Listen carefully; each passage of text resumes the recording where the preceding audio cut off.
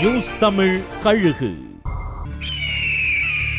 தாவேகாவுக்கு போன முன்னாள் அதிமுக அமைச்சர்களுக்கு பனையூர்ல கிடைச்ச மரியாதையால தப்பான முடிவு எடுத்துட்டோமோன்னு யோசிக்க ஆரம்பிச்சிருக்காங்களாம்.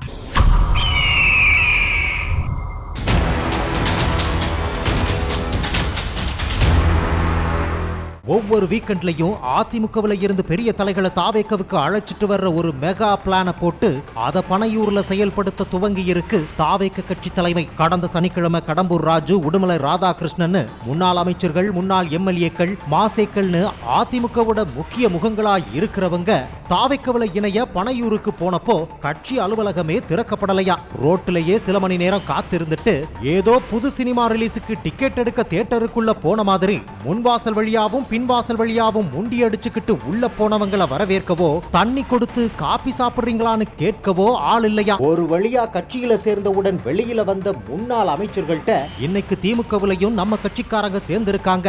அங்க திமுக தலைவரே வந்து அவங்கள வரவேற்று 3 மணி நேரம் அவங்க கூட இருந்து பேசிட்டு போயிருக்காரு. இங்க ரோட்டுல நின்னு நாம கொண்டு வந்த தண்ணிய குடிச்சிட்டு வந்திருக்கோம்னு ஆதரவாளர்கள் புலம்ப, விடுங்கப்பா நம்ம கட்சி சரியில்லைன்னு தான் இங்க வந்திருக்கோம், மரியாதைய பார்க்க கூடாது, அரசியல் எதிர்காலத்தை மட்டும்தான் பார்க்கணும்னு ஆதரவாளர்களுக்கு சமாதானம் சொன்னாலும் பனையூர்ல கொடுக்கப்பட்ட வரவேற்புல முன்னாள் அமைச்சர்கள் சமாதானமாகலையா.